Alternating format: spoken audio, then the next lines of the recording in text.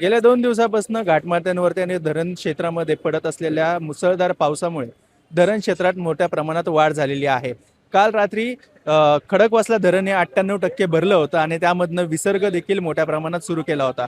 12 वाजता हा विसर्ग 16,000 क्युसेक्सने वाढून 22,000 पर्यंत केलेला आहे आणि त्याचा परिणाम आपण पाहू शकतो की भिडे पूल जो आहे तो पाण्याखाली गेलेला आहे.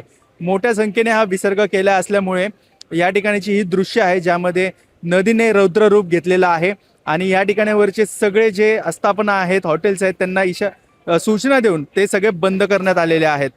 पाहायला गेलं तर गणेश उत्सव हा काही दिवसांवरती येऊन ठेपलेला आहे. त्यामुळे नदीपात्रालगत जे ढोल ताशा वादक आहेत त्यांनी मोठ्या संख्येने मांडव बांधले होते, त्यांना देखील याचा मोठा फटका बसलेला आहे. आपण पाहू शकतो की ढोल ताशा पथक वादक यांनी जे पत्रे लावले होते, जे शेड्स लावले होते, ते देखील पाण्याखाली गेलेले आहे आणि असे शेड्स काही प्रमाणात या नदीपात्रात लावण्यात आलेले आहेत.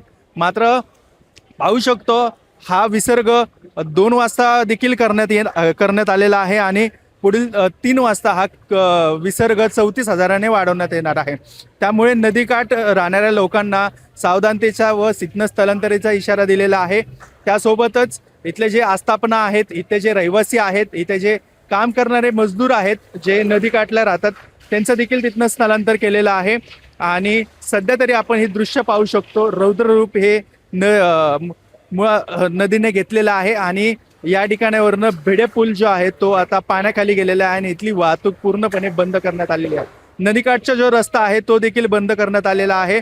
नदीकाठचा जो रस्ता महानगरपालिकेला जोडतो तो रस्ता देखील बंद केलेला आहे. पर्यायी मार्ग यासाठी जो सिटीच्या अंतर्गतला आहे तो सुरू केलेला आहे आणि दुसरेही रस्ते नागरिकांच्या व्यवस्थेसाठी सुरू करण्यात आलेले आहेत. पाहिलं गेलं तर आत्ताची ही दृश्य आहे. 3 वाजता मोठा विसर्ग होणार आहे तेव्हा काहीसं प्रमाण आता हे जे पाणी माझ्या पायाला या ठिकाणी लागतंय ते आता पुढेही जाऊ शकतं आणि हा विसर्ग वाढूही शकतो. पुन्हा मी आदित्य पवार, जय महाराष्ट्र, पुणे.